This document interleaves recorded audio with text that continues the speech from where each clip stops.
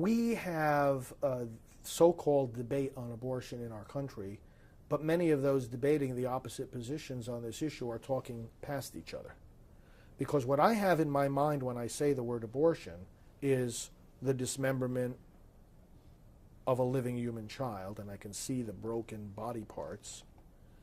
And what the person I'm talking to, who may be on the other side of the issue, may have in their mind when they say the word abortion is something very different, very much sanitized, something that is very much abstract. It's not bloody victims or body parts. It's choice and constitutional rights and freedom. Well, then there's not really communication going on there. There's not really a discussion of abortion. There's two discussions going on. One about stopping dismemberment of children, and the other about upholding constitutional rights and women's health. That's not a debate. That's two people talking past each other. So to begin the debate on abortion, we have to agree what we're talking about.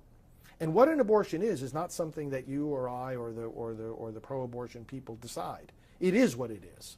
It's a procedure, and the medical textbooks tell us, tears the arms and legs apart, crushes the head. Let's start by talking about what we want to talk about. And that's what I mean by the debate has not, in many cases, has not even started. How does abolishing abortion help people understand the strategy behind the undercover videos being released about Planned Parenthood? This book actually talks about the strategy of exposing abortion. It's a biblical principle. Paul's letter to the Ephesians 5:11 says, have nothing to do with the fruitless works of darkness, but rather expose them. And I talk in the book about the fact that a key element in bringing abortion to an end is to look it in the eye, quoting actually John Paul II, to have the truth, to the strength to look at things in the eye and to call them by their proper names, including when they're very horrific evils. Exposing abortion means exposing the procedure, exposing the damage it does to people, and then thirdly, exposing the corruption in the abortion industry. And to expose the corruption in the abortion industry, we do that by opposition research, we do it by dialogue with people in the industry, we do it by listening to the testimony of the people who have come out of the industry, and a fourth way we do it is by going into the industry undercover. So as this book was being written, I knew about the project that was going on with the taping of these meetings and conversations within the leadership of Planned Parenthood. And so I even say in the book, I said, we are going to have very soon a public manifestation of exposing abortion in ways that have not been seen before on this scale. And that's what engages people. It helps them overcome that blind spot and that disconnect that they have about the unborn child. You speak about the need to reframe what the conflict over abortion is in our society. What do you mean by that? In abolishing abortion, I point out that we have to reframe what the conflict is over abortion, because a lot of people think that it's a conflict between a mother and her child. And a lot of people will feel naturally drawn to be on the side of the mother, especially if she's in distress and some kind of serious social problem. But that's not really what the conflict is. It's not between the rights of the mother and the rights of the child. It's between mother and father and baby and family on one side, and a corrupt, unscrupulous, destructive abortion industry on the other side that is out for nothing but itself. Doesn't care about women, doesn't care about the babies, doesn't care about women's health. It is a bloodthirsty, money-hungry, out-of-control industry. And we know this. We know the abortion industry. We've been looking at it from the inside for decades.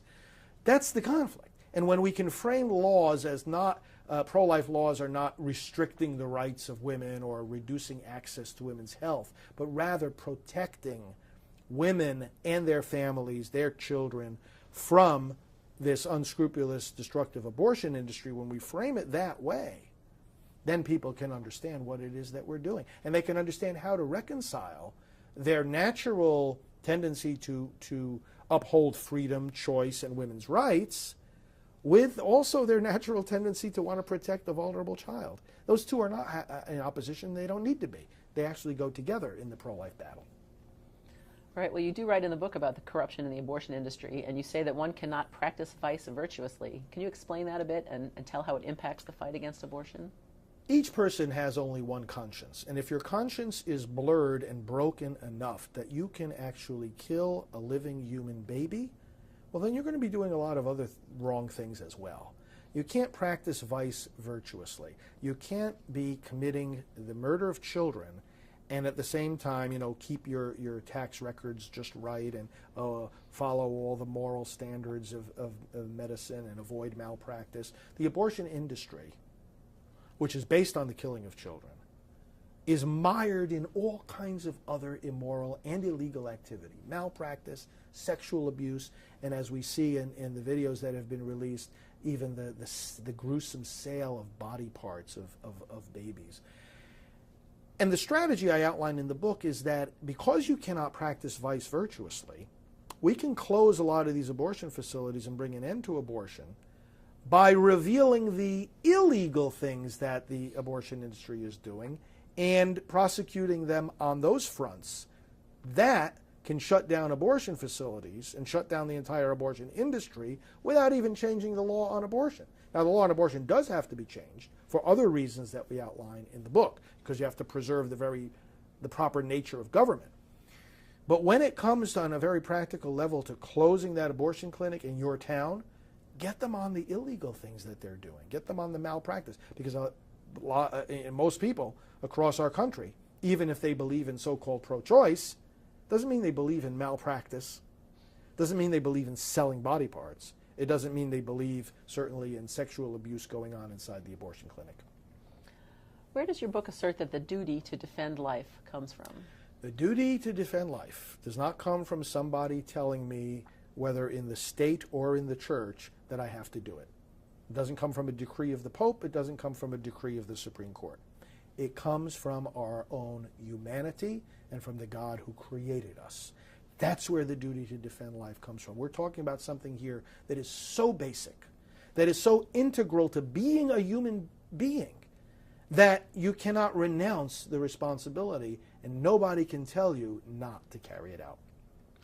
How do you explain in Abolishing Abortion that the pro-life movement is a movement of love?